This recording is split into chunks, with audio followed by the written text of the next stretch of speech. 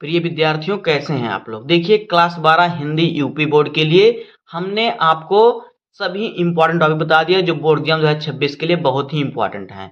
आपको पेपर की तैयारी कैसे करना है, बचे हुए समय में अगर आप ध्यान से वीडियो देखे होंगे मेरा, तो आप बोर्ड एग्जाम में कोई भी ऐसा क्वेश्चन नहीं बचेगा जिसको आप करके ना आए। तो आज के वीडियो में भी हम ऐसे ही टॉपिक को पढ़ने वाले हैं। देखिए, आज के वीडियो में हम पिछले साल के पेपर को सॉल्व करेंगे। तो देखिए, पिछले साल के अगर आप 4 से या 5 सेट सॉल्व कर लेंगे तो बोर्ड एग्जाम में आपके कोई भी क्वेश्चन बाहर उससे नहीं आएगा। तो आज के वीडियो में देखिए, हम पिछले साल का पेपर सॉल्व करेंगे। आप वीडियो को पूरा देखिएगा। अगर आप वीडियो को पूरा नहीं देखेंगे तो आपको बहुत से क्वेश्चन बोर्ड एग्जाम में ऐसे आएंगे जो इसी पेपर से आएंगे, तो आपका छूट जाएगा। तो वीडियो को लास्ट देखिए और चैनल को सब्सक्राइब कर दीजिए, वीडियो को लाइक कर दीजिए, वीडियो को दोस्तों के पास शेयर कर दीजिए। अगर आप बोर्ड एग्जाम में 90% से प्लस लेके आना चाहते हैं तो आप कमेंट में लिखिए यस सर। तो आइए वीडियो को स्टार्ट करते हैं। अगर आप वीडियो बनाए तो वीडियो को लाइक कर दीजिए। देखिए, पेपर हमारा पिछले साल का है, समान हिंदी का। देखिए, अगर आप चाहें तो आप चेक भी कर सकते हैं, रोल नंबर लिखा हुआ है, नाम भी लिखा हुआ है। तो देखिए, पेपर कोड हमारा है 302 HL। समय होता है 3 घंटे 15 मिनट का और पूर्णांक होता है 100 नंबर का। उसके बाद देखिए, मैं नोट दिया है, तो नोट को हम ध्यान से पढ़ेंगे, उसी के अनुसार पेपर को हल करेंगे। तो देखिए, नोट में है कि प्रारंभ के 15 मिनट परीक्षार्थियों को प्रश्न पत्र पढ़ने के लिए निर्धारित हैं। कहने का मतलब है कि जो शुरुआत का 15 मिनट होता है उसमें आपको प्रश्न पत्र पढ़ना होता है और बाकी 3 घंटे में पेपर को हल करना होता है। निर्देश में मैं दिया है, पहला निर्देश, संपूर्ण यानी पूरा प्रश्न पत्र 2 भागों खंड का तथा खंड खा में विभाजित है। यानी पूरा प्रश्न पत्र आपका 2 भाग में है, खंड का और खंड खा। खंड का से आपका 50 नंबर आएगा, खंड खा से भी आपका 50 नंबर आएगा। दोनों खंडों के सभी प्रश्नों के उत्तर देना आवश्यक है, अनिवार्य है। तो आपने समझ लिया वो कैसे सॉल्व करना है। तो देखिए, खंड का हमारा है, तो देखिए खंड का जब स्टार्ट होगा, इसमें पहला और दूसरा क्वेश्चन हमारा बहुविकल्पीय होगा। पहले क्वेश्चन में आपके 5 बहुविकल्पीय प्रश्न आएंगे जो कि हिंदी गद्य साहित्य के इतिहास से होंगे। दूसरे क्वेश्चन में हमारे 5 बहुविकल्पीय प्रश्न आएंगे जो कि हिंदी पद्य साहित्य के इतिहास से होंगे। तो इस प्रकार से आपको 10 बहुविकल्पीय प्रश्न पूछा जाएगा। इसका भी हमने इंपॉर्टेंट क्वेश्चन करा दिया, जहां पे हमने आपको 50 क्वेश्चन बताया हुआ। अगर आप वीडियो देख लिए होंगे तो आपका ये भी 10 नंबर कन्फर्म हो गया होगा। तो देखिए, इसमें का वाला क्वेश्चन है पहले का, पुनर्नवा उपन्यास के लेखक हैं। पहला ऑप्शन है महावीर प्रसाद द्विवेदी, दूसरा ऑप्शन है हजारी प्रसाद द्विवेदी, तीसरा ऑप्शन है वासुदेव शरण अग्रवाल और चौथा ऑप्शन है राम वृक्ष बेनीपुरी। तो देखिए, पुनर्नवा उपन्यास जो है इसके लेखक हैं हजारी प्रसाद द्विवेदी जी। तो यहाँ पे हमारा ऑप्शन नंबर दूसरा जो है ये सही हो जाएगा। देखिए, हमने टिक क्यों लगा दिया, क्योंकि जिसका पेपर है उसने कहीं कहीं पे गलत लगाया हुआ था। तो उसके बाद देखिए, हमने सही टिक लगा लिया है। पुनर्नवा उपन्यास के जो लेखक हैं हजारी प्रसाद द्विवेदी जी हैं, इतना याद रखिएगा। खा वाला क्वेश्चन है कि महके आंगन चाहके द्वार के लेखक हैं। महके आंगन चाहके द्वार के लेखक कौन हैं? तो पहला ऑप्शन है राम वृक्ष बेनीपुरी, दूसरा ऑप्शन है कन्हैया लाल मिश्र प्रभाकर, तीसरा ऑप्शन है अमृतलाल नागर, चौथा ऑप्शन है हरिशंकर परसाई। तो महके आंगन चाहके द्वार के जो लेखक हैं वो हैं कन्हैया लाल मिश्र प्रभाकर। तो यहाँ पे हमारा ऑप्शन नंबर दूसरा सही हो जाएगा। उसके बाद देखिए, घा वाला क्वेश्चन हमारा क्या, सॉरी गा वाला क्वेश्चन। तो गा वाला क्वेश्चन है कि संस्कृति के 4 अध्याय के लेखक हैं। तो देखिए, संस्कृति के 4 अध्याय के लेखक कौन हैं? पहला ऑप्शन है रघुवीर सिंह, दूसरा ऑप्शन है डॉक्टर श्याम सुंदर दास, तीसरा ऑप्शन है रामधारी सिंह दिनकर और चौथा ऑप्शन है हजारी प्रसाद द्विवेदी। तो संस्कृति के 4 अध्याय के लेखक हैं रामधारी सिंह दिनकर। तो यहाँ पे हमारा ऑप्शन नंबर तीसरा जो है ये सही हो जाएगा। उसके बाद देखिए, घा वाला क्वेश्चन है मुंशी प्रेमचंद्र द्वारा संपादित पत्र है। यानी मुंशी प्रेमचंद के द्वारा संपादित पत्र कौन सा है?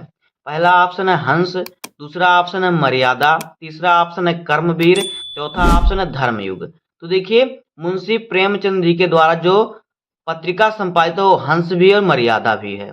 तो आप हंस पर टिक लगाइए या फिर मर्यादा पर, दोनों सही है। प्रेमचंद ने दोनों का संपादन किया है।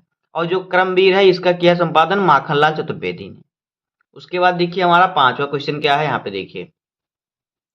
5वां क्वेश्चन है कि निम्नलिखित में से कौन सी रचना अज्ञेय की है? अज्ञेय की यात्रा वृत्तांत, यानी यात्रा वृत्तांत का मतलब होता है आंखों देखा, कहीं आप यात्रा पे गए उसका वर्णन किया हो। तो इसमें से कह रहा है कि अज्ञेय की कौन सी रचना है जो उन्होंने यात्रा किया उसका वर्णन किया है। तो देखिए, तो इसी को कहते हैं यात्रा वृत्तांत। तो देखिए पहला है स्मृति लेखा, दूसरा ऑप्शन है एक बूंद सहसा उछली, फिर देखिए क्या है आंगन के पार द्वार, चौथा है अपने अपने अजनबी। तो देखिए जो यहाँ पर चारों में से जो यात्रा वृत्तांत है अज्ञेय की, वो है आंगन के पार द्वार। आंगन के पार जो द्वार है क्या है, ये अज्ञेय जी की रचना है, यात्रा वृत्तांत विधा में है। उसके बाद देखिए इस प्रकार से हमारा जो होगा 5 बहुविकल्पीय प्रश्न होगा, जो कि हिंदी गद्य साहित्य के इतिहास से होगा। उसके बाद देखिए दूसरे का वाला क्वेश्चन है, अब हमारा हिंदी पद्य साहित्य के इतिहास से क्वेश्चन है। तो का वाला क्वेश्चन है चिदम्बरा कृति किस रचनाकार की है। पहला ऑप्शन है जयशंकर प्रसाद, दूसरा ऑप्शन है सुमित्रानंदन पंत, तीसरा ऑप्शन है महादेवी वर्मा, चौथा ऑप्शन है सूर्यकांत त्रिपाठी निराला।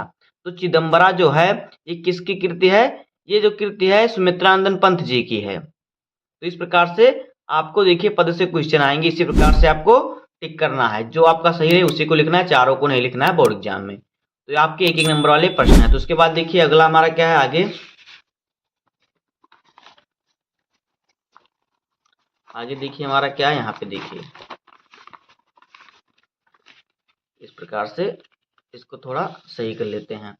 तो देखिए खा वाला क्वेश्चन क्या है, यहाँ पे देखिए खा वाला क्वेश्चन हमारा इसमें है कि कामायनी महाकाव्य किस काल की कृति है, यानी किस काल, भक्ति काल, आदिकाल, छायावाद युग या रीतिकाल। यहाँ पे हमें ऑप्शन दिया है आदिकाल युग, भक्ति काल युग, रीतिकाल युग और छायावाद युग। तो देखिए जो कामायनी महाकाव्य है ये जयशंकर प्रसाद की रचना है, और जयशंकर प्रसाद किस युग के लेखक थे, छायावादी युग के। तो यहाँ पे हमारा ऑप्शन नंबर चौथा से हो जाएगा छायावाद युग।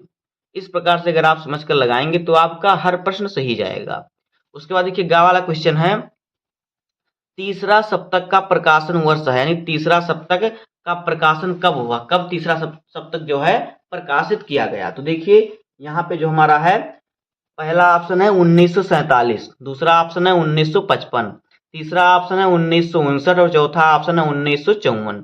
तो तीसरा सप्तक का प्रकाशन हुआ था 1959 में। तो यहाँ पे ऑप्शन नंबर हमारा तीसरा सही हो जाएगा। उसके बाद देखिए घा वाला क्वेश्चन हमारा है, कह रहा है कि रामधारी सिंह दिनकर को काव्य कृति उर्वशी पर कौन सा पुरस्कार प्राप्त हुआ, नहीं इन्हें उर्वशी पर कौन सा पुरस्कार मिला था। तो पहला ऑप्शन है साहित्य अकादमी पुरस्कार, दूसरा ऑप्शन है मंगला प्रसाद पुरस्कार, तीसरा ऑप्शन है ज्ञानपीठ पुरस्कार, चौथा ऑप्शन है सोवियत लैंड नेहरू पुरस्कार। तो रामधारी सिंह दिनकर को उर्वशी जो रचना है इनकी, इन पर मिला था ज्ञानपीठ पुरस्कार। तो यहाँ पे ऑप्शन नंबर तीसरा जो हमारा है ये सही हो जाएगा। इसी प्रकार से आपको सभी क्वेश्चनों को ध्यान से पढ़कर उसके बाद उसका आंसर लिखना है, अन्यथा आपका गलत हो जाएगा। उसके बाद देखिए अगला है राम की शक्ति पूजा कृति के रचनाकार कौन है, राम की शक्ति पूजा कृति के रचनाकार कौन है। पहला ऑप्शन है सुमित्रानंदन पंत, दूसरा ऑप्शन है रामधारी सिंह दिनकर और तीसरा ऑप्शन है जयशंकर प्रसाद, चौथा ऑप्शन है सूर्यकांत त्रिपाठी निराला। तो देखिए जो राम की शक्ति पूजा के जो रचनाकार हैं ये है सूर्यकांत त्रिपाठी निराला। तो इस प्रकार से यहाँ पे देखिए ये चौथा ऑप्शन हमारा सही हो जाएगा। तो इस प्रकार से आपका 10 बहुविकल्पीय प्रश्न हो जाएगा, जहां से आपको 10 नंबर मिल जाएगा। उसके बाद देखिए हमारा तीसरा क्वेश्चन क्या है।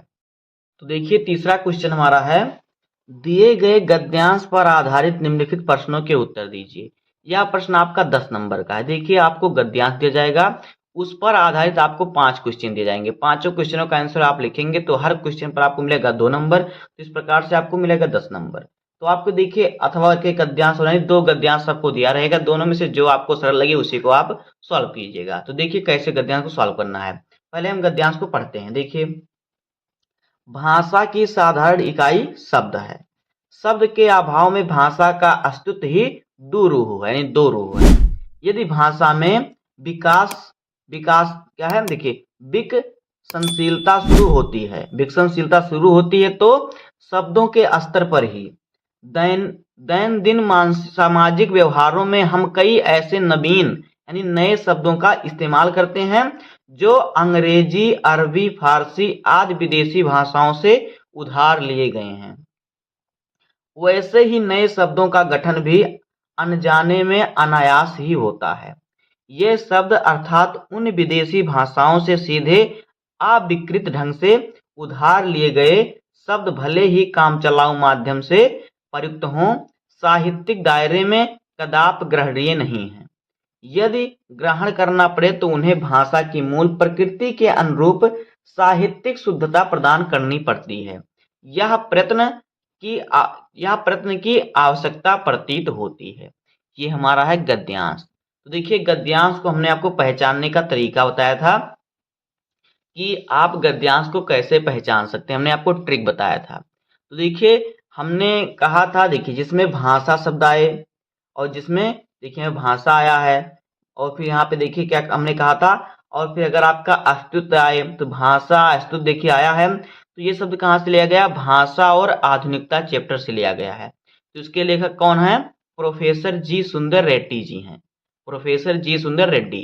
तो इस प्रकार से हमने पहचानने का ट्रिक बताया था। अगर आप वीडियो नहीं देखें तो अभी जाके देख लीजिए, उसके बाद ये वीडियो देखिए क्योंकि वो बहुत ही इंपॉर्टेंट है। देखिए इसके बाद देखिए हमारा इसमें क्वेश्चन है, पहला क्वेश्चन है उपयुक्त गद्यांश का संदर्भ लिखिए। तो आपको संदर्भ लिखना है, प्रस्तुत गद्यांश हमारी पाठ्य पुस्तक हिंदी के गद्य खंड में संकलित भाषा और आधुनिकता शीर्षक से अवतरित है। इसके लेखक हैं श्री प्रोफेसर जी सुंदर रेड्डी जी। इतना आप लिख देंगे, आपका 2 नंबर यहाँ से कन्फर्म हो जाएगा। उसके बाद देखिए क्या है, रेखांकित अंश की व्याख्या कीजिए। ये जो हमारा यहाँ से लेके यहाँ तक रेखांकित किया हुआ है, इसकी व्याख्या करना है। फिर है भाषा की साधारण इकाई क्या है। तो यहाँ पे देखिए भाषा की साधारण इकाई शब्द है, इतना आपको लिख देना है। उसके बाद दैनिक व्यवहार में हम किन शब्दों का प्रयोग करते हैं। तो देखिए इसका भी उत्तर आपको इसी में से ढूंढ कर लिखना है। अभी हमने पढ़ा है कि दैनिक जीवन में हम कैसे किन शब्दों का प्रयोग करते हैं। तो देखिए इसका भी शुद्ध अभी इसी में हम ढूंढ कर लिखते हैं।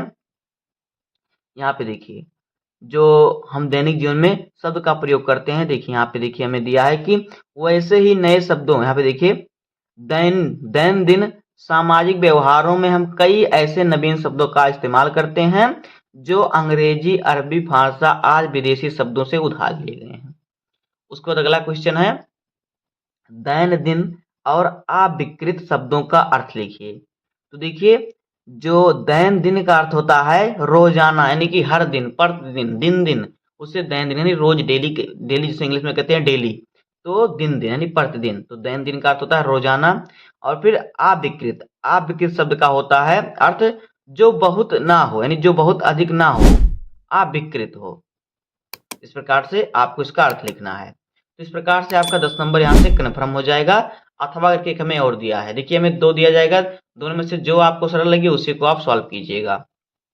तो पढ़ते हैं हम इसको, देखिए जो दिया हुआ है इसमें क्या है, देखिए इसमें है गद्यांश में, कहते हैं दुनिया बड़ी भुलक्कड़ है, केवल उतना ही याद रखती है जितने से उसका स्वार्थ सधता है, बाकी को फेंक कर आगे बढ़ जाती है। शायद अशोक से उसका स्वार्थ नहीं सधा, क्यों उसे वह याद रखती। सारा संसार स्वार्थ का अखाड़ा ही तो है। अशोक का वृक्ष जितना भी मनोहर हो, जितना भी रहस्यमय हो, जितना भी अलंकारमय हो, परंतु है वह उस विशाल सामंत सभ्यता की परिष्कृत रुचि का ही प्रतीक, जो साधारण प्रजा के परिश्रमों पर पली थी, उसके रक्त के संसार कणों को खाकर बड़ी हुई थी और लाखों करोड़ों की उपेक्षा से जो समृद्ध हुई थी। वह सामंत उखड़ गए, समाज ढह गए और मदनोत्सव की धूप धाम भी मिट गई। तो ये हमारा जो है गद्यांश है। तो देखिए इस गद्यांश को आप कैसे पहचानेंगे, हमने इसको भी आपको बताया था। जहाँ पे भुलक्कड़ शब्द आए और फिर अशोक शब्द आए, यहाँ पे देखिए अशोक का वृक्ष आया है, तो वो कहाँ से लिया गया, तो वो लिया गया था अशोक के फूल चैप्टर से लिया गया होगा, जिसके लेखक हैं आचार्य हजारी प्रसाद द्विवेदी जी। तो इस प्रकार से आपका ट्रिक हमने बताया था। उसके बाद देखिए अब हम इस पर आधारित प्रश्नों का उत्तर लिखेंगे। हर प्रश्न पर हमें 2 नंबर मिलेगा, इस प्रकार से हमें 10 नंबर मिलेंगे। तो पहला क्वेश्चन है कि उपयुक्त गद्यांश का शीर्षक एवं लेखक के नाम लिखिए। तो देखिए आपको लिखना है प्रस्तुत गद्यांश हमारी पाठ्य पुस्तक हिंदी के गद्य खंड में संकलित अशोक के फूल शीर्षक से अवतरित है, जिसके लेखक हैं आचार्य हजारी प्रसाद द्विवेदी। इतना आप लिख देंगे, आपका 2 नंबर यहाँ से पक्का हो जाएगा। दूसरा है, लेखक ने दुनिया को भुलक्कड़ क्यों कहा है? तो आपको लिखना है, कहते हैं आपको लेखक कहते हैं दुनिया बड़ी भुलक्कड़ है, केवल उतना ही याद रखती है जितने से उसका स्वार्थ सधता है। अगर आप उत्तर ऐसे नहीं लिख पा रहे हैं कि लेखक ने दुनिया को भुलक्कड़ इसलिए कहा है क्योंकि वो अपना स्वार्थ सिर्फ दुनिया स्वार्थी है, अगर आप ऐसा नहीं लिख पाते तो आप यहाँ पे लेखक कहते हैं दुनिया बड़ी भुलक्कड़ है, केवल उतना ही याद रखती है जितने से उसका स्वार्थ सधता है। तो यहाँ से आपका 2 नंबर कन्फर्म। उसके बाद देखिए, अशोक वृक्ष किसकी परिष्कृत रुचि का प्रतीक है? तो देखिए, जो अशोक का वृक्ष है वो विशाल सामंत सभ्यता की परिष्कृति रुचि का ही प्रतीक है। इतना आप लिख देंगे। उसके बाद है, लेखक ने किस प्रकार लोगों को स्वार्थी कहा है? तो देखिए, लेखक ने उन लोगों को स्वार्थी कहा है जो केवल उतना याद रखते हैं जितने से उनका स्वार्थ सधता है, बाकी को फेंक कर आगे बढ़ जाते हैं। उसके बाद है, परिष्कृत और मदनोत्सव शब्द का अर्थ लिखिए। तो देखिए, मदनोत्सव शब्द का अर्थ होता है देखिए, मदनोत्सव यानी कि बसंत का उत्सव, यानी कि जो है बसंत का त्योहार। आप कह सकते हैं कामदेव का त्योहार या कामदेव का उत्सव भी कह सकते हैं, इस प्रकार से। तो इस प्रकार से आपको लिखना है। यहाँ से भी आपका जो हो जाएगा 10 नंबर कन्फर्म हो जाएगा। तो 2 आपको गद्यांश दिया रहेगा, दोनों में से जो आपको सरल लगे उसी को आपको सॉल्व करना होगा। उसके बाद देखिए हमारा क्या है अगला क्वेश्चन। तो यहाँ पे देखिए अगला क्वेश्चन जो हमारा है, देखिए प्रश्न संख्या हमारा जो है चौथा। तो प्रश्न संख्या चौथा जो हमारा है, देखिए वो हमारा पद्यांश है। जिस प्रकार से मैं गद्यांश दिया रहता है उसी प्रकार से मैं पद्यांश भी दिया रहता है बोर्ड एग्जाम में। तो हमारा चौथा प्रश्न पद्यांश होता है। तो देखिए कह रहा है इसमें, दिए गए पद्यांश पर आधारित निम्नलिखित प्रश्नों के उत्तर दीजिए। तो देखिए जिस प्रकार से हमारा गद्यांश दिया था, हमने गद्यांश को सॉल्व किया, उस प्रकार से पद्यांश दिया, पद्यांश को भी हम सॉल्व करेंगे। तो वीडियो को लास्ट तक देखिएगा और वीडियो को दोस्तों के पास शेयर कर दीजिए ताकि हमें भी मोटिवेशन मिले वीडियो बनाने में, जिससे हम और ज़्यादा वीडियो बनाकर आपको दे सकें। तो दोस्तों वीडियो को पूरा देखेंगे अगर आप, तो बोर्ड एग्जाम में 100% की गारंटी देता हूँ कि आप एक भी ऐसा क्वेश्चन नहीं होगा जो आप सॉल्व ना करके आएँ। तो अगर आप बोर्ड एग्जाम में 95 तक लाना चाहते हैं, मेहनत कर रहे हैं, तो आप यस सर लिखिए, कमेंट में यस सर जरूर लिखिए।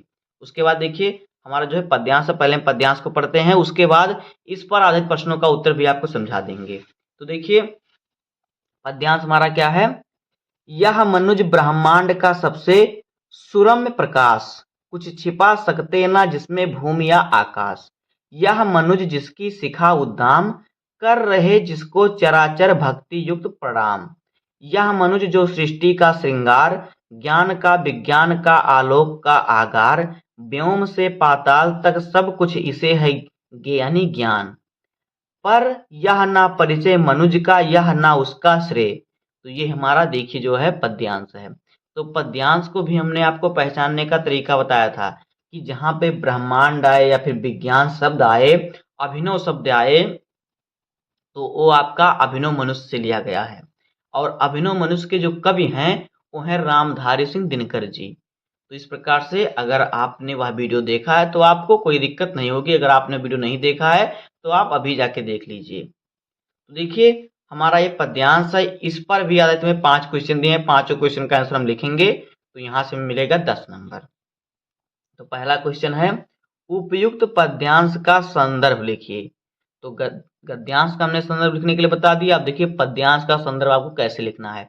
आपको लिखना है, प्रस्तुत पद्यांश हमारी पाठ्य पुस्तक हिंदी के, वहां पे हमने लिखा था, देखिए हमारा गद्यांश में हमने गद्य खंड लिखा था, यहाँ पद्यांश है तो पद्य खंड में संकलित अभिनव मनुष्य शीर्षक से लिया गया। इसके कवि हैं रामधारी सिंह दिनकर जी। इतना आप लिख देंगे, आपका 2 नंबर कन्फर्म हो जाएगा। फिर है रेखांकित अंश की व्याख्या कीजिए। तो आपको रेखांकित अंश की व्याख्या कर देना है कि देखिए, व्योम से पाताल तक सब कुछ इसे है ज्ञान, पर यह ना परिचय मनुज का, यह ना उसका श्रेय। देखिए यानी कि जो मनुष्य लोग हैं आपके विज्ञान के द्वारा उन्होंने धरती से पाताल तक सब कुछ जान लिया है। और फिर पर यह ना परिचय मनुष्य का, यह ना उसके श्रेय, पर उसको ये नहीं मालूम है, ये उसको नहीं मालूम है कि विज्ञान कितना खतरनाक है, जो हमें जहाँ पर हमें सुविधा दे रहा है वहाँ पे क्या प्रदूषण भी पैदा कर रहा है।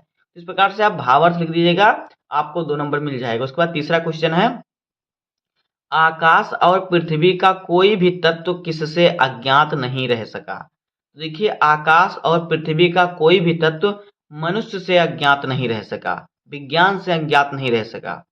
उसका देखिए आपको, संसार के सभी जड़ चेतन पदार्थ किस कारण मनुष्य को प्रणाम करते हैं। तो देखिए संसार के सभी जड़ चेतन पदार्थ जो हैं विज्ञान के कारण मनुष्य को प्रणाम करते हैं।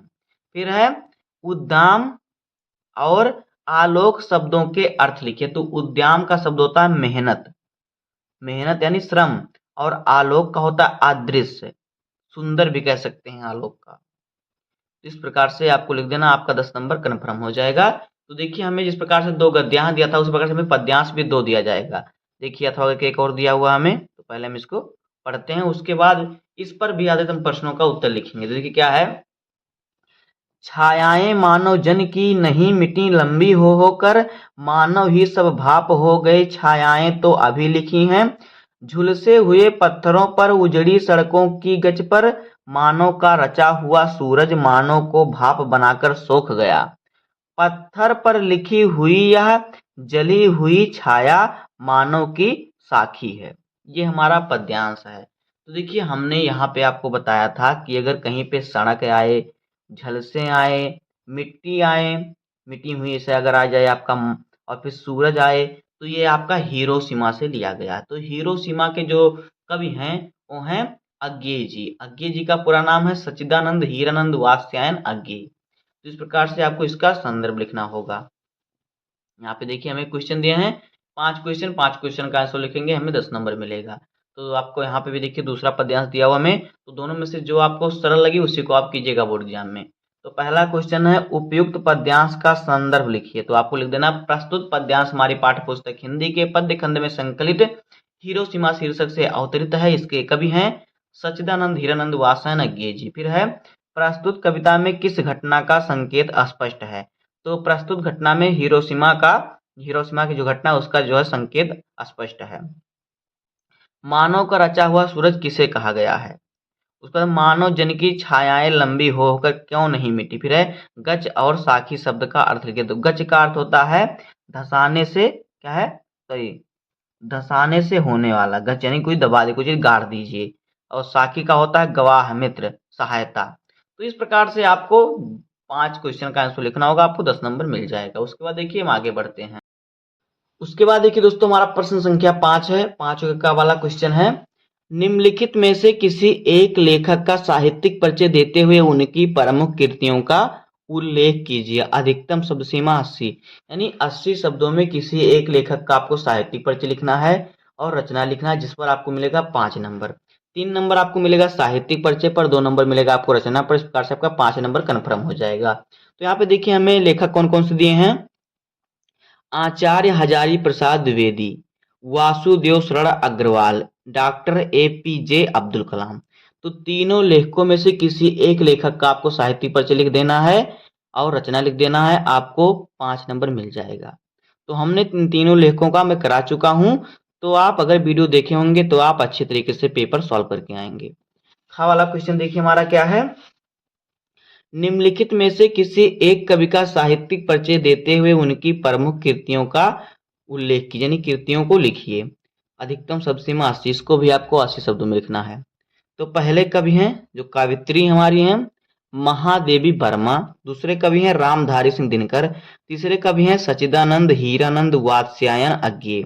तो तीनों में से किसी एक कवि का आपको साहित्यिक परिचय लिखना है, रचना लिखना है, जिस पर आपको मिल जाएगा 5 नंबर। तो जितने भी यहाँ पे पेपर में आए हैं हमने सबका हमने अच्छे तरीके से बता दिया ट्रिक से। अगर आप पढ़े हैं तो आप अच्छे तरीके से कर लेंगे, अगर आप नहीं पढ़ा है तो आप जाके पढ़ लीजिए। उसके बाद देखिए हमारा जो है प्रश्न संख्या 6 हमारा क्या है, यहाँ पे देखिए। तो प्रश्न 6 हमारा है, पंचलाइट अथवा लाठी कहानी का उद्देश्य पर प्रकाश डालिए। अधिकतम शब्द सीमा 80 शब्द, ये भी 5 नंबर का है। चाहे आप पंचलाइट का, चाहे लाठी का, चाहे देखिए भैया अथवा के दिया है बहादुर कहानी का सारांश अपने शब्दों में लिखिए। तो तीनों में से आपको किसी एक कहानी का सारांश लिख देना है, 80 शब्दों में आपको 5 नंबर मिल जाएगा। तो हमने बहादुर का, पंचलाइट का और लाठी तीनों कहानियों का हमने करा दिया है संदर्भ बहुत अच्छे तरीके से। तो वहां से आप पढ़ सकते हैं बहुत ही सरल तरीके से। आपको प्लेलिस्ट में हर सब्जेक्ट का हर टॉपिक मिल जाएगा। उसके बाद देखिए 7वां क्वेश्चन क्या है। 7वां क्वेश्चन हमारा है, स्वपठित खंड काव्य के आधार पर किसी एक खंड के एक प्रश्न का उत्तर दीजिए। तो देखिए जो स्वपठित खंड काव्य होता है ये हर जिले में अलग अलग आता है, यानी कि आता यही लेकिन हर जिले में अलग अलग लिखना होता है। तो आपके जिले में कौन सा खंड काव्य लिखना है ये आपको मालूम होगा। अगर आपको नहीं मालूम होगा तो इस पर मैंने वीडियो बनाया था, अगर आप वीडियो देखे होंगे तो आपको मालूम होगा कि आपके जिले में कौन सा खंड काव्य आएगा। अगर आपको नहीं मालूम हो तो आप वीडियो जाके देख लीजिए, आपको मालूम हो जाएगा। उसी को आप पढ़िए और आपको उसी को पढ़कर आपको 80 शब्दों में लिखना होगा, आपका 5 नंबर कन्फर्म हो जाएगा। तो देखिए किसी जिले में श्रवण कुमार आएगा, किसी में रश्मिरथ आएगा, तो किसी में मुक्तियज्ञ आएगा, तो किसी में जो होगा त्यागपथी आएगा, तो किसी में आलोक वृत्त, किसी में सत्य की जीत आएगा।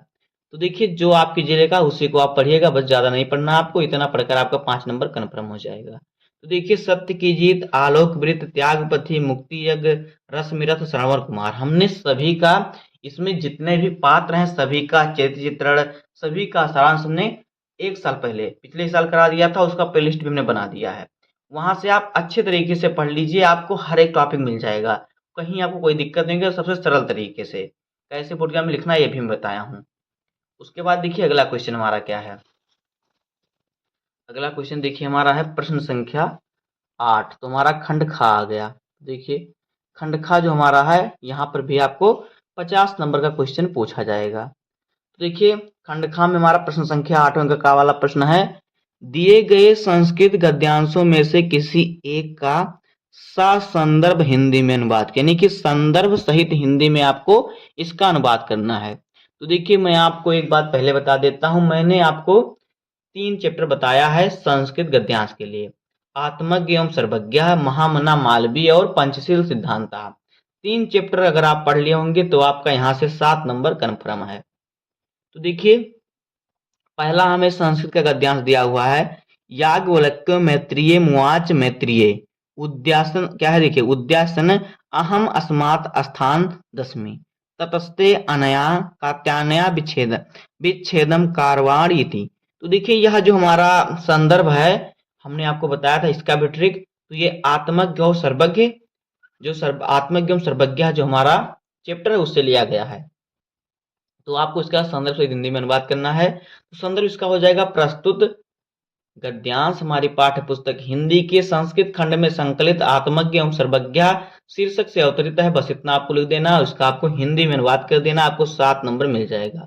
आपको देखिए 2 दिया है, अगर आपको दोनों में से जो सरल लगी उसी को आप कीजिएगा। तो दूसरे वाले को भी मैं बता देता हूँ, देखिए है कि हिंदी संस्कृत भाषासु अस्य समानाधिकारा आसीत्, हिंदी हिंदू स्थानम थनाय अयम निरंतरम प्रयत्नं करोत्, शिक्षयोदेशे समाजे व नवीना प्रकाशात् उदेति, अतः श्री मालवीय पुराणस्वयं काशी हिंदू विश्वविद्यालय से संस्थापन करोत्। तो देखिए ये जो है महामना मालवीय चैप्टर से है, क्योंकि यहाँ पे देखिए इनका नाम भी आया है मालवीय जी का, देखिए श्री मालवीय। इस प्रकार से आप समझ जाएंगे कि महामना मालवीय चैप्टर से। तो इसका आपको संदर्भ लिख देना है। देखिए दोनों में से आपको सिर्फ एक करना है, आपको 7 नंबर मिलेगा, 2 नंबर संदर्भ पर, 5 नंबर आपको हिंदी अनुवाद पर। तो इसका आपको संदर्भ लिख देना है, प्रस्तुत गद्यांश हमारी पाठ्य पुस्तक हिंदी के संस्कृत खंड में संकलित महामना मालवीय शीर्षक से अवतरित है, बस इतना आपको लिखकर इसका हिंदी में अनुवाद कर देना है, आपको 7 नंबर मिल जाएगा। उसके बाद देखिए हमारा खा वाला क्वेश्चन क्या है, 8वें का खा वाला क्वेश्चन। तो देखिए इसमें हमें जो है श्लोक दिए जाते हैं और श्लोक का हमें संदर्भ सहित हिंदी में अनुवाद करना होता है, यहाँ से भी हमें जो है 7 नंबर मिलता है। तो यहाँ पे देखिए खा वाला क्वेश्चन हमारा क्या है, देखिए कह रहा है कि दिए गए पद्यांशों में से किसी एक का संदर्भ हिंदी में अनुवाद कीजिए। तो देखिए जो श्लोक होता है संदर्भ सहित हिंदी में अनुवाद करने की जाता है सुभाषित तत्नान चैप्टर से आता है, कभी कभी 1-2 भोजस्योदारम चैप्टर उससे भी पूछ लेता है। तो अगर आप सुभाषित तत्नान को तैयार कर लिए हैं तो आपको कोई दिक्कत नहीं होगी, आप इसका टेंशन मत लीजिए। तो देखिए पहला इसमें है, परोक्षे कार्यहंतारम प्रत्यक्षे प्रियवादिनम वर्जत्यसाम मित्रम विश्वकुंभा पयोमुखम। तो देखिए ये जो हमारा है सुभाषित तत्नान चैप्टर से लिया गया है। तो आपको इसका संदर्भ लिख देना है, प्रस्तुत पद्यांश यहाँ पे रहेगा, ये पद्य है, काव्य है। तो प्रस्तुत पद्यांश हमारी पाठ्य पुस्तक हिंदी के पद्य खंड में संकलित सुभाषित रत्नान शीर्षक से अवतरित है, इतना आप लिख देना है। इसका आपको देखिए हिंदी अनुवाद करने से दिया है, परोक्षे कारहंतरम प्रत्यक्षम प्रियवादिनम। वर्जता तेषाम मित्रम विस्कुम्भम परोमुख, यानी कि जो मित्र सामने प्रिय बोलता है और पीठ पीछे बुराई करता है, उस मित्र को ऐसे त्याग देना चाहिए जैसे कि देखिए विषकुंभ पयो, यानी विष के घड़े की तरह उस मित्र को त्याग देना चाहिए। ऐसे आपको लिख देना, आपको 7 नंबर मिल जाएगा। अथवा के दिया है विरल विरला स्थूल स्तारा कला विउ सज्जना मन यु मुने सर्वत्रयो प्रसन्नम भुन्नव अपसरति चाध्वान्तः चित्त उत्साह म्यु दुर्जना व्रजति चा निशा क्षिप्रम लक्ष्मी रणुध मिनामी। तो ये देखिए भोजोसधारण चैप्टर से है, तो दोनों में से आपको जो सरल लगी उसी का आपको संक्षिप्त हिंदी में अनुवाद कर देना, आपको 7 नंबर मिल जाएगा। उसके बाद देखिए हमारा जो है 9 नंबर क्वेश्चन क्या है। बहुत ही सरल पेपर हमारा हिंदी में आता है। देखिए जो हिंदी का पेपर होता है, अगर आप थोड़ा दिमाग लगाएंगे तो आप पूरा कर ले जाएंगे। आपने देखिए उन्हीं लेखकों का आपने साहित्यिक परिचय 10 में पढ़ा, 9 में पढ़ा, 11 में पढ़ा, तो उसी में से सब आते हैं। तो देखिए 9 नंबर क्वेश्चन है, निम्नलिखित मुहावरों और लोकोक्तियों में से किसी एक का अर्थ लिखकर वाक्य प्रयोग कीजिए। पहला है दांत खट्टे करना। दांत खट्टे करने का मतलब किसी को हरा देना, परास्त करना। तो आप लिख सकते हैं कि देखिए मोहन और सोहन की लड़ाई हो रही है, मोहन ने सोहन के दांत खट्टे कर दिए। इस प्रकार से आप वाक्य प्रयोग कर देंगे तो आपका जो है 1 नंबर आपको मिलेगा अर्थ पर, 1 नंबर मिलेगा वाक्य प्रयोग पर। इस प्रकार से आपको 2 नंबर मिलेगा। तो हमें 4 दे देंगे, 4 में से 1 करना होगा। जैसे कि दिया है दाल में काला होना, यानी कि झूठ बोलना। फिर है नाकों चने चबाना, यानी बहुत ताकत लगाना। पो 12 होना, यानी बहुत अधिक लाभ हुआ। तो इस प्रकार से आप इसका वाक्य प्रयोग भी कर सकते हैं। उसके बाद देखिए हमारा जो है क्वेश्चन नंबर 10 क्या है। तो देखिए 10 नंबर क्वेश्चन है, अपठित गद्यांश पर आधारित निम्नलिखित प्रश्नों के उत्तर दीजिए। आपको अपठित गद्यांश रहेगा, कहीं से भी आपका दे सकता है। इसको आपको पढ़ना होगा, उसी में से ढूंढकर आपको 3 क्वेश्चन का आंसर लिखना होगा, जहां से आपको मिल जाएगा 5 नंबर। तो पहले हम गद्यांश को पढ़ेंगे, उसके बाद इस पर आधारित प्रश्न का उत्तर लिखेंगे। तो गद्यांश है, संस्कृत में एक कहावत है कि दुर्जन दूसरों के राई के समान मामूली दोषों को पहाड़ के समान बड़ा बनाकर देखता है और अपने पहाड़ के समान बड़े पापों को देखते हुए भी नहीं देखता। सज्जन या महात्मा ठीक इसी के विपरीत होते हैं। उनका ध्यान दूसरों के बजाय केवल अपने दोषों पर जाता है। अधिकांश व्यक्तियों में कोई ना कोई बुराई अवश्य होती है। कोई भी बुराई ना होने पर व्यक्ति देवता की कोटि में आ जाता है। मनुष्य को अपनी बुराइयों को दूर करने का प्रयत्न करना चाहिए, ना कि दूसरों की कमियों को लेकर छींटाकशी करने या टीका टिप्पणी का। अपने मन की परख मन को पवित्र करने का सर्वोत्तम साधन है। आत्मनिरीक्षण आत्मोन्नति का सर्वश्रेष्ठ मार्ग है। अपनी भूलों पर ध्यान देना या उन्हें स्वीकार करना आत्मबल का चिन्ह है। जो लोग दूसरों के सामने अपनी भूल नहीं मानते, वे सबसे बड़े कायर हैं। जिनका अंतःकरण शीशे के समान उज्जवल है, उसे तुरंत अपनी भूल महसूस हो जाती है। मन तो दर्पण है, मन में पाप है तो जग में पाप दिखाई देता है। पवित्र आचरण वाले मन को देखते हैं तो उन्हें लगता है कि अभी मुझ में कोई कमी शेष है। यही उनका नम्रता एवं साधना है। तो ये हमारा अपठित जो है गद्यांश है। इस पर देखिए मैं 3 क्वेश्चन दिए हैं, 3 क्वेश्चन का आंसर आपको इसमें से ढूंढ कर लिखना होगा, आपको 5 नंबर मिल जाएंगे। तो यहाँ पे देखिए हमें 3 क्वेश्चन दिए हैं, 2, 2 और 1। पहला दूसरा क्वेश्चन 2-2 नंबर का है, तीसरा क्वेश्चन 1 नंबर का है। तो पहला क्वेश्चन हमारा है, सज्जन या महात्माओं का आचरण कैसा होता है। तो देखिए जो सज्जन महात्मा ठीक इसके विपरीत होते हैं। उनका ध्यान दूसरों के बजाय केवल अपने दोषों पर जाता है, यानी वो दूसरों की बुराई नहीं करते, अपने आप में कमी देखते हैं। उसके बाद है, कौन से व्यक्ति देवता की कोर्ट में आ जाते हैं। तो देखिए कोई भी बुराई ना होने पर व्यक्ति देवता की कोर्ट में आ जाता है। फिर है, आत्म उन्नति का सर्वश्रेष्ठ मार्ग क्या है। तो देखिए आत्मनिरीक्षण जो है आत्मोन्नति का सर्वश्रेष्ठ मार्ग। बस आपको देखिए आपका एक एक लाइन में उत्तर है, आप लिख देंगे, आपको 5 नंबर मिल जाएगा। तो बहुत ही सरल हमारा पेपर आता है, जितना आप समझ रहे हो उतना कठिन नहीं आता, एकदम हलवा की तरह आता है, मुंह में रखो गल जाता है। उसके बाद देखिए अथवा अगर के हमें और दिया तो दोनों हमें 2 आप पढ़े तो गद्यांश दे जाएगा, दोनों में से आपको 1 करना होगा। तो यहाँ पे देखिए दूसरा गद्यांश हम पढ़ते हैं। अब अगर आप पेपर पूरा वीडियो देख लेंगे तो आपको मालूम हो जाएगा कि हमें पेपर कैसे सॉल्व करना है। मान लीजिए कि आप एक पेपर सॉल्व कर रहे हैं तुरंत, तो इस प्रकार से मैं आपको हर एक क्वेश्चन का आंसर बता दे रहा हूँ, इसलिए ताकि आपको कोई दिक्कत ना हो बोर्ड एग्जाम में। अगर यही पेपर आपका आ जाए तो इस पेपर से आपको देखिए कम से कम 80 नंबर का क्वेश्चन आएगा, आपको गारंटी के साथ बताता हूँ, आप आके कमेंट कीजिएगा। तो देखिए यहाँ पे जो हमारा पठित गद्यांश है, कह रहा है कि बहुत से विद्वानों ने तथा चिंतकों ने इस बात को लेकर चिंता प्रकट की है कि भारतीय समाज आधुनिकता से बहुत दूर है तथा भारतीय अपने आप को आधुनिक बनाने का प्रयत्न भी नहीं कर रहे हैं।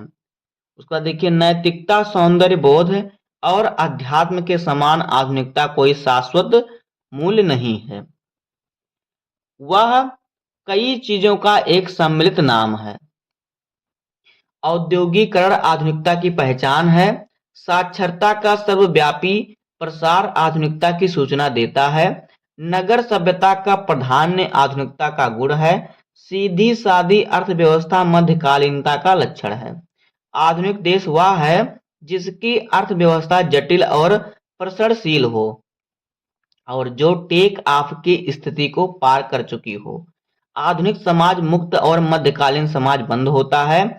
वह समाज से प्रभाव ग्रहण नहीं करता और अपने सदस्यों को भी धन या संस्कृति की दीर्घा में ऊपर उठाने की खुली छूट नहीं देता। वह जाति प्रथा, गोत्रवाद से पीड़ित है तथा अंधविश्वासी, गतानुगत एवं संकीर्ण है। आधुनिक समाज में उन्मुक्तता होती है। वह सामरिक दृष्टि से भी बलवान होता है। जो देश अपनी रक्षा के लिए भी लड़ने में असमर्थ है, उसे आधुनिक कहलाने का कोई अधिकार नहीं है। तो ये हमारा जो है अपठित गद्यांश है। इस पर हमें देखिए 3 क्वेश्चन दिए हैं, तीनों क्वेश्चनों का आंसर हम लिखेंगे तो हमें मिलेगा 5 नंबर। तो हमें 2 अपठित गद्यांश आता है, दोनों में से आपको सिर्फ एक करना होता है। तो देखिए पहला क्वेश्चन इसमें है, आधुनिकता की पहचान लेखक के अनुसार किन किन तथ्यों से मिलकर होती है। तो देखिए, नैतिकता, सौंदर्य बोध और अध्यात्म के समान आधुनिकता कोई शाश्वत मूल्य नहीं है। वह कई चीजों से एक सम्मिलित नाम है। औद्योगिकरण आधुनिकता की पहचान है। साक्षरता का सर्वव्यापी प्रसार आधुनिकता की सूचना देता है। नगर सभ्यता का प्राधान्य आधुनिकता का गुण है। सीधी सादी अर्थव्यवस्था मध्यकालीनता का लक्षण है। अगर इतना आप लिख देंगे तो आपको यहाँ से 2 नंबर कन्फर्म हो जाएगा। फिर है, आधुनिक समाज को मुक्त कहने का क्या अभिप्राय है। आधुनिक समाज को मुक्त कहने का क्या अभिप्राय है। तो देखिए, आधुनिक समाज में उन्मुक्तता होती है। वह सामूहिक दृष्टि से क्या है, बलवान होती है। इसलिए जो होता है आधुनिक समाज को क्या है, जो है मुक्त कहा जाता है। फिर है, कौन समाज जाति प्रथा और गोत्रवाद से पीड़ित है। तो देखिए, कह रहा है कौन सा समाज जो है किससे, जाति प्रथा और गोत्रवाद से पीड़ित। देखिए, वह जाति प्रथा और गोत्रवाद से पीड़ित है तथा अंधविश्वास क्या है, गतानुगत एवं संकीर्ण है। आधुनिक समाज में उन्मुक्तता होती है और वह सामूहिक दृष्टि से बलवान होता है। इतना आपको लिख देना है इस क्वेश्चन का आंसर, आपको यहाँ से मिल जाएगा 2 नंबर। इस प्रकार देखिए आपको 5 नंबर इस प्रकार से कंफर्म हो जाएगा। उसके बाद देखिए हमारा प्रश्न संख्या 11 है। तो 11 का वाला क्वेश्चन है, निम्नलिखित शब्दों का सही अर्थ चयन करके लिखिए। पहला है पुरुष परुष। तो देखिए, पुरुष का अर्थ होता है आदमी और परुष का अर्थ होता है कठोर, यानी पत्थर होता है इसका अर्थ, पत्थर। तो देखिए, पहला ऑप्शन है पूर्व नामक राजा और क्रोध, दूसरा ऑप्शन है आदमी और कठोर, तीसरा ऑप्शन है व्यक्ति और असत्य वचन, और फिर द ऑप्शन है पुरुषार्थ और कठोरता। देखिए, पुरुष का अर्थ होता है आदमी, परुष का अर्थ होता है पत्थर, तो पत्थर कठोर होता है। तो यहाँ पे देखिए पुरुष यानी आदमी और कठोर हो जाएगा। तो यहाँ पे हमारा ऑप्शन नंबर जो है बा सही हो जाएगा। उसके बाद देखिए अगला क्वेश्चन हमारा है, कह रहा है कि तरंग तुरंग। तरंग और तुरंग का अर्थ क्या होता है। तरंग का अर्थ होता है लहर और तुरंग का अर्थ होता है घोड़ा। तो देखिए यहाँ पे पहला ऑप्शन है मन की लहर और शीघ्र, दूसरा ऑप्शन है लहर और घोड़ा, तीसरा ऑप्शन है हाथी और घोड़ा, चौथा ऑप्शन है तेज आवाज और धीमा आवाज। तो तरंग और तुरंग का अर्थ होता है लहर और घोड़ा। उसके बाद देखिए खा वाला क्वेश्चन हमारा है, निम्नलिखित शब्दों में से किसी एक शब्द के 2 सही अर्थ लिखिए। अनंत, अक्षर, अक्षत, अच्छे। तो चारों में से किसी एक शब्द का आपको अर्थ लिख देना है। अनंत यानी कि जो जिसकी जो है कल्पना ना की चाहिए, इतनी दूर जिसकी कल्पना ना की जाए। अनंत यानी जिसका अंत ही नहीं है, आपके जिसका अंत ना हो, अनंत। जो जिसका अंत ही ना मालूम हो वो अनंत होता है। और बहुत दूर ऐसा ऐसा भी लिख सकते हैं आप। दो अर्थ आपको लिखना है। अक्षर का आप लिख सकते हैं वर्ण, और फिर आप देखिए अक्षर का वर्ड लिख सकते हैं आप। अगर आप शब्द भी लिखना चाहे शब्द भी लिख सकते हैं। फिर है अक्षर, फिर है अच्छ। तो इस प्रकार से आपको चारों में से सिर्फ किसी एक का आपको दो अर्थ लिख देना, आपको 2 नंबर मिल जाएगा। उसका देखिए गा वाला क्वेश्चन क्या है, यहाँ पे देखिए। तो गा वाला क्वेश्चन है, निम्नलिखित वाक्यांशों के लिए एक सही शब्द का चयन करके लिखिए। पहला है जिसके पास कुछ ना हो। आ ऑप्शन निर्धन, बा ऑप्शन गरीब, सा ऑप्शन आकिंचन, दा ऑप्शन अनाथ। तो देखिए जिसके पास धन ना हो वो निर्धन होता है, जिसके पास खाने पीने की चीज ना हो गरीब होता है, और जिसके पास कुछ ना हो उसे आकिंचन कहते हैं। तो यहाँ पे ऑप्शन नंबर 7 सही हो जाएगा। तो देखिए आपको लग रहा होगा कि तीनों सही है। जिसके पास कुछ ना हो, निर्धन, गरीब, अनाथ। तो देखिए, और अनाथ जिसके पास कोई औलाद ना हो उसे अनाथ कहते हैं। तो जिसके पास कुछ ना हो उसे आकिंचन कहते हैं, इतना याद रखिएगा। फिर है जो कहा ना जा सके। पहला ऑप्शन है अनुकथन, दूसरा ऑप्शन है अनकहा, तीसरा ऑप्शन अकथनीय, चौथा ऑप्शन ना कहने योग्य। तो आपको लगेगा चारों सही है। तो जो कहा ना जा सके होता है अकथनीय। तो यहाँ पे ऑप्शन नंबर हमारा 7 सही हो जाएगा। उसके बाद देखिए आगे हमारा है क्वेश्चन नंबर घ। तो घ वाला क्वेश्चन जो हमारा है वो कह रहा है कि निम्नलिखित में से किन्हीं 2 वाक्यों को शुद्ध करके लिखिए। आपको 4 वाक्य दिए जाएंगे, चारों वाक्य में कुछ ना कुछ गलती की जाएगी। आपको 2 वाक्य को शुद्ध करके लिखना है, जहां से आपको मिलेगा 2 नंबर। तो पहला है मैं सा कुशल पूर्वक हूं। तो आपको लिखना है मैं कुशल पूर्वक हूं, आपको सा काट देना है। फिर है 5 रेलवे के कर्मचारी पकड़े गए। आपको लिखना है रेलवे के 5 कर्मचारी पकड़े गए। रेलवे आपको इधर है, रेलवे के बीच में यहाँ पे 5 रहेगा। देखिए 5 यानी कि 5 रेलवे का बात हो रहा है, यहाँ पे 5 रेलवे हो जाएगा। तो 5 रेलवे के कर्मचारी पकड़े गए, यानी 1 रेलवे, 2 रेलवे, 5 रेलवे, यानी कि तो ये गलत हो जाएगा। यानी रेलवे के 5 कर्मचारी, कर्मचारी 5 नहीं, रेलवे 4 5 नहीं चाहिए। तो 5 सॉरी रेलवे के 5 कर्मचारी पकड़े गए, ऐसा हो जाएगा। फिर है उसका प्राण निकलने वाला, उसके प्राण निकलने वाले हैं। आप प्रातः काल के समय आइएगा। आप जो है प्रातः काल के समय आइएगा, आप प्रातः काल आइए, ऐसा भी लिख सकते हैं आप। तो इस प्रकार से आपको 2 वाक्य शुद्ध करके लिखना, आपको मिल जाएगा 2 नंबर। फिर देखिए 12 नंबर का वाला क्वेश्चन क्या है, यहाँ पे देखिए कह रहा है वीर रस अथवा करुण रस का अस्थाई भाव लिखकर उदाहरण लिखिए। वीर रस या फिर करुण रस, दोनों रस में से किसी एक रस का आपको अस्थाई भाव लिखना है, उसका उदाहरण लिखना है, आपको 2 नंबर मिलेगा। चाहे आप वीर का लिखिए, चाहे आप करुण रस का लिखिए, अस्थाई भाव और उदाहरण।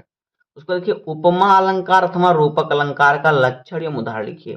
चाहे उपमा का लिखिए, चाहे रूपक का, लक्षण और उदाहरण दोनों लिखना है, आपको 2 नंबर मिलेगा। फिर है चौपाई छंद अथवा कुंडलिया छंद का लक्षण तथा उदाहरण लिखिए। आप चाहे चौपाई का लिखें, चाहे कुंडलिया का लिखिए, आपको लक्षण भी लिखना और उदाहरण भी लिखना, आपको 2 नंबर मिलेगा। तो रस छंद अलंकार का हमने अलग वीडियो बना दिया है, वहां पे जितने भी इंपॉर्टेंट रस हैं, छंद हैं, अलंकार हमने सबको बताया है। प्ले लिस्ट में आप जाएंगे, आपको वहां आपको हर एक टॉपिक मिल जाएगा, हर सब्जेक्ट का।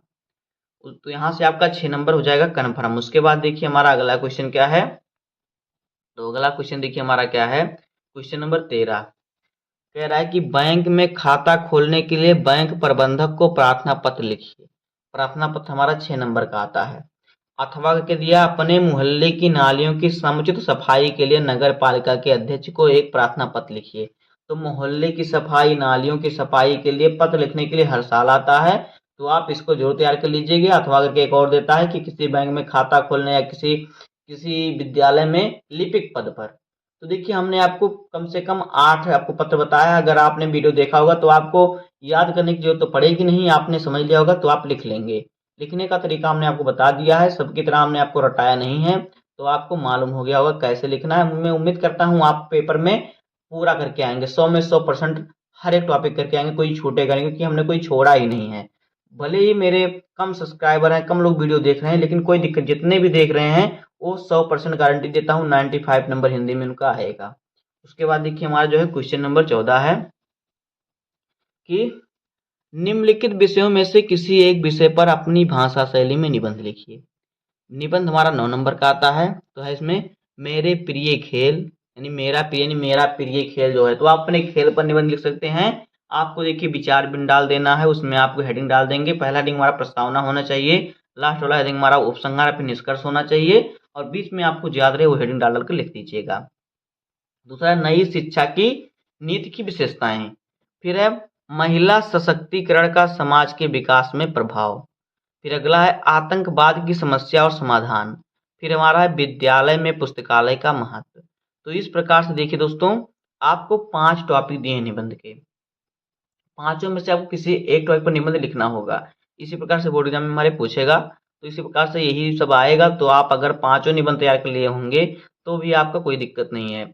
तो देखिए हमने जितने भी हिंदी के निबंध है क्लास 12, 10, 9, 8, तो जितने भी निबंध हैं 10 से लेके 9, 10, 11, 12 हमने सबको बता दिया है बहुत ही सरल तरीके से। चाहे आतंकवाद पर हो, चाहे प्रिय साहित्यकार पर हो, चाहे प्रिय लेखक पर हो, चाहे किसी यात्रा का हो, तो हर एक टॉपिक पर हमने निबंध बता दिया है। तो आपका उसका प्लेलिस्ट बना हुआ है, आपको जो निबंध चाहिए, अब मैं तो कहता हूँ आप यही 5 तैयार कर लीजिए, तो आपको कोई दिक्कत नहीं होगा। तो ये 5 निबंध आप जाके देख सकते हैं अच्छे तरीके से, आपको वहाँ पर समझा दिया जाएगा, आप अच्छे तरीके से पढ़ लेंगे, आपको याद करने की ज़रूरत नहीं है। बस याद करने से आपको देखिए रट्टा मारने से आप भूल भी सकते हैं, अगर आप समझ लेंगे तो आप क्या होगा पूरा लिख देंगे, समझ लेंगे तो कुछ अपने तरफ से भी ज्ञान उसमें लिख सकते हैं।